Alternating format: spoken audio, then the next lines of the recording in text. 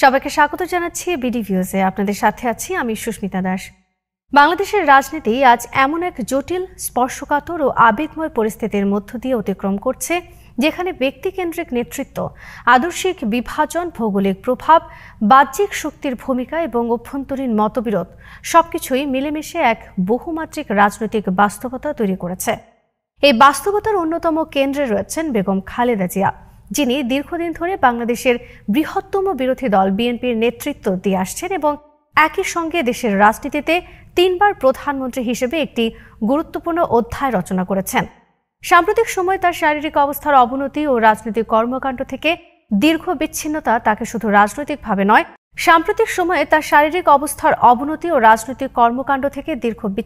তাকে শুধু রাজনৈতিকভাবে নয় মানবিকভাবেও আলোচনার কেন্দ্রবিন্দুতে নিয়ে এসেছে।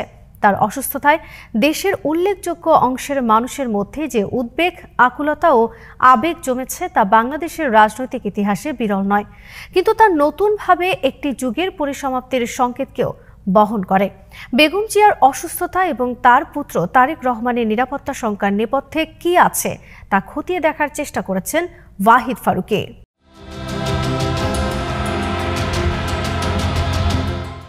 জীবন মরণের সন্ধিক্ষণে দাঁড়িয়ে আছেন বেগম খালেদা জিয়া, বাংলাদেশে এই সময়ের সবচেয়ে জনপ্রিয় রাজনীতিক ব্যক্তিত্ব।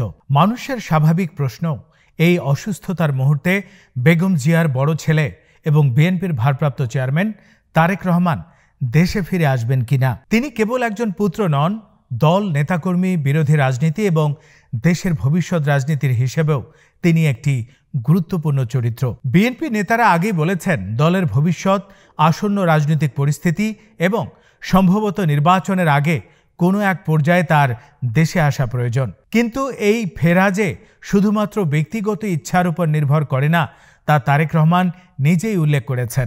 এর মাধ্যমে মানুষের কাছে আরও স্পষ্ট হয়েছে যে ইচ্ছা থাকলেও বাস্তব অবস্থা তার দেশে ফেরাকে সহজ করছে না। দেশের মানুষও এই ব্যাখ্যা থেকে বুঝে নিয়েছে যে রাজনীতির উপরিভাগ যতটা সহজ, নেপথ্যের জটিলতা তার চেয়ে বহু গভীর।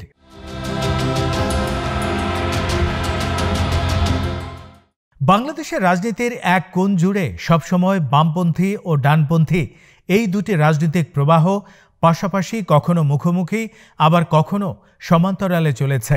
বিএনপির ভেতরেও এই দুটি স্রোতের অস্তিত্ব ছিল, তবে বাস্তবে এই দুই প্রবাহের রাজনৈতিক আচরণ, দায়বদ্ধতা, প্রতিক্রিয়া ও ভিন্ন ভিন্ন চাপের কাছে নতি স্বীকার করার ধরন সবই ছিল আলাদা।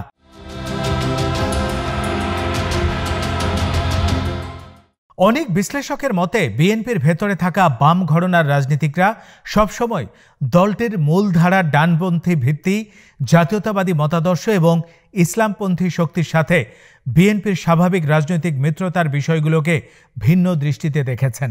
আবার অন্যদিকে ডান ঘরানার নেতারা জাতীয়তাবাদকে কেন্দ্র করে দলীয় শৃঙ্খলা ও নেতৃত্বের প্রতি আপোষহীন আনুগত্য দেখিয়েছেন, যদিও তারা নানাভাবে রাজনৈতিক চাপের শিকার হয়েছেন।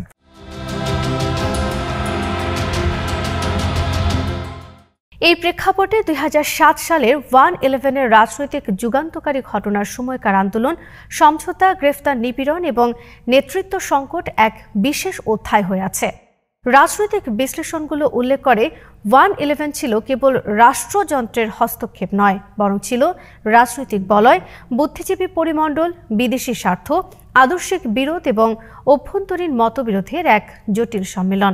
সে সময় বিএনপি দুটি প্রবাহে বিভক্ত হয়ে পড়েছিল, সংস্কারপন্থী ও নেতৃত্বপন্থী। অনেকেই মনে করেন এই বিভাজনে বামপন্থী প্রভাব ছিল এবং তারা নেতৃত্বের সংকটকে সুযোগ হিসেবে দেখেছিলেন। খালেদা জিয়া ও তারেক রহমানকে কেন্দ্র করে যে কঠিন রাজনৈতিক আঘাত এসেছিল, তাতে অভ্যন্তরীণ দ্বন্দ্ব ভূমিকা রেখেছিল বলে জনমনে ধারণা দীর্ঘদিন ধরে রয়েছে। অন্যদিকে ডান ঘরানার কাউকে নেতৃত্বের বিরুদ্ধে বিদ্রোহ করতে দেখা যায়নি। তারা নীরবে, নিঃশব্দে কিন্তু আনুগত্য ধরে রেখেছিলেন।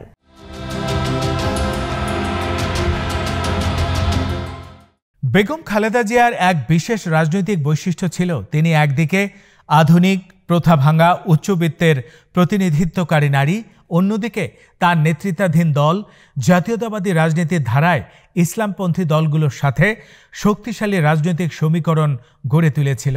ব্যক্তিগত জীবনাচরণ বা সামাজিক পরিচয়ের সঙ্গে ধর্মীয় রক্ষণশীল রাজনৈতিক শক্তির সম্পর্ক সাধারণত মিল না পেলেও খালেদা জিয়ার নেতৃত্বে এই সমীকরণ এমনভাবে তৈরি হয়েছিল যা বাংলাদেশের রাজনীতির ইতিহাসে অসাধারণ উদাহরণ।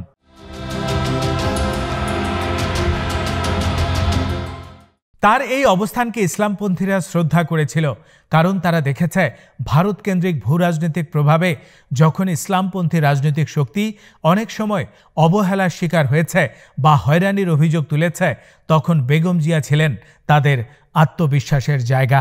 তিনি সবসময় তাদের রাজনৈতিক অধিকার, মতাদর্শের স্বাধীনতা ও অস্তিত্ব রক্ষার বিষয়ে সোচ্চার ছিলেন, যা ইসলামপন্থী দলগুলোর কাছে গভীর মর্যাদার বিষয় হয়ে দাঁড়িয়েছে।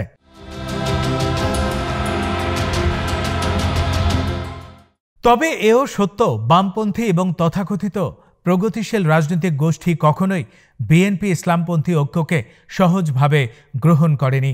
শাহবাগ আন্দোলনের সময়কার উত্তাপ ও মব জাস্টিসের অভিযোগে যখন ইসলামী দলগুলো কঠিন সময় পার করছিল, তখন বেগম জিয়া সেই গোষ্ঠীর পাশে দাঁড়িয়েছিলেন। এটি ধর্মীয়, রাজনৈতিক, আদর্শিক সব দিক থেকেই বড় ঘটনা। ফলে স্বাভাবিকভাবেই আজ তার অসুস্থতার খবর শুনে ইসলামপন্থী জনতার আবেগ, শ্রদ্ধা, দোয়া বা লেখালেখি সবই তাদের কাছে রাজনৈতিক বন্ধন ও মানবিক সম্পর্কের প্রতি কৃতজ্ঞতার প্রকাশ। যারা এই সম্পর্ককে উপহাস করে তারা খালেদা জিয়ার ইতিহাস সৃষ্টি করা ভূমিকার গভীরতা বোঝেন না।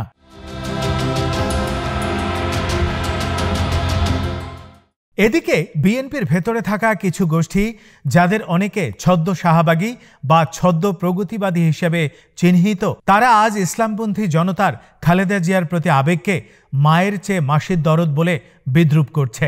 এই ধরনের বক্তব্য শুধু রাজনৈতিক কুরুচির প্রকাশ নয়, বরং এটি দলের ঐতিহাসিক নেতৃত্বকে অবমাননার শামিল। কারণ খালেদা জিয়া যে ব্যক্তিত্ব, তিনি একক কোনো আদর্শিক বলয়ের নেতা নন। তিনি জাতীয়তাবাদী রাজনীতির সার্বিক ধারাকে প্রতিনিধিত্ব করেন। তার ভিত্তি বহুমাত্রিক। গ্রাম, শহর, মধ্যবিত্ত, নিম্নবিত্ত, ডান, বাম, তরুণ, বয়স্ক, ধর্মীয়, আধুনিক সব শ্রেণীর মানুষের কাছে তার রাজনৈতিক গ্রহণযোগ্যতা তৈরি হয়েছিল তার দূরদর্শিতা, নেতৃত্ব গুণ এবং সংকটে দাঁড়িয়ে থেকে নেতৃত্ব দেওয়ার ক্ষমতার জন্য।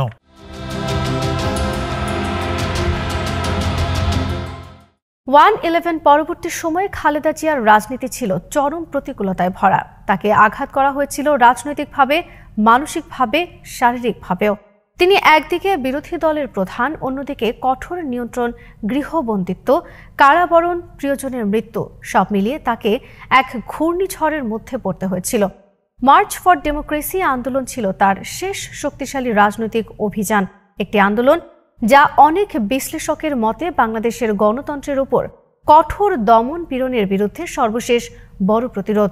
সেদিন দলের ভেতরের অনেক প্রভাবশালী ব্যক্তি রাস্তায় নামেননি, যা আজও রাজনৈতিক ইতিহাসের আলোচনায় তুলে ধরা হয় অভ্যন্তরীণ ষড়যন্ত্রের উদাহরণ হিসেবে। অথচ ইসলামপন্থীরা সেই ডাককে সম্মান দিয়ে রাস্তায় নেমেছিলেন এবং প্রাণও দিয়েছিলেন। এই ঘটনা তাদের সম্পর্ককে আরও মজবুত করেছে।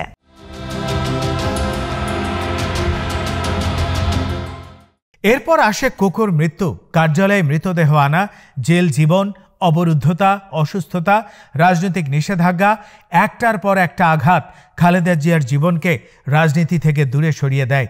তিনি আবার পূর্ণ শক্তি নিয়ে রাজনীতিতে ফিরতে পারেননি। স্বাস্থ্য, বয়স, রাজনৈতিক বাস্তবতা এবং দমনপীড়নের সম্মিলিত প্রভাবে তিনি একটি সীমাবদ্ধ রাজনৈতিক অবস্থায় আটকে যান। এই দীর্ঘ সময়ের অভিজ্ঞতা আজ মানুষকে মনে করিয়ে দেয়, বাংলাদেশের জাতীয়তাবাদী রাজনীতির দীর্ঘ সংগ্রামে খালেদা জিয়া ছিলেন একটি সাহসী চরিত্র এবং তাকে ঘিরে থাকা বিতর্ক সত্ত্বেও মানুষের শ্রদ্ধা ও আবেগ, বিশেষত ধর্মীয়, রক্ষণশীল ও ডান ঘরানার মানুষের শ্রদ্ধা একটি অটুট মানসিক বন্ধন রয়ে গেছে।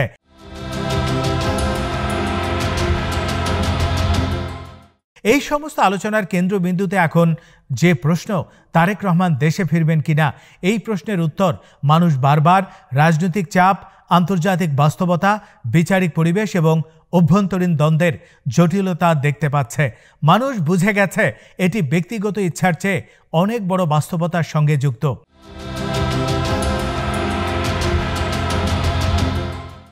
বাংলাদেশের রাজনীতির আগামী সময়কে বুঝতে হলে 1-11-এর ভূমিকা, অভ্যন্তরীণ দলীয় দ্বন্দ্ব, ভারতকেন্দ্রিক ভূরাজনীতি, বাম ডান দ্বন্দ্ব, ইসলামপন্থী সম্পর্ক, নেতৃত্ব সংকট সবই বিশ্লেষণ করা প্রয়োজন।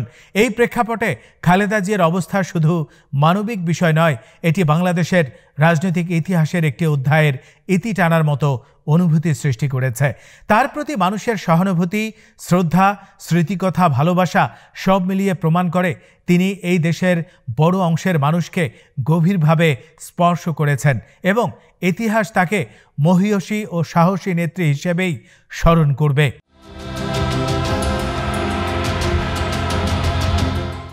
আজ এখানেই শেষ করছি। সবাই ভালো থাকুন, সুস্থ থাকুন আর দেখতে থাকুন বিটিভিউজ। চ্যানেলটি ভালো লাগলে সাবস্ক্রাইব করুন, সংযুক্ত থাকুন আমাদের ফেসবুক পেজে।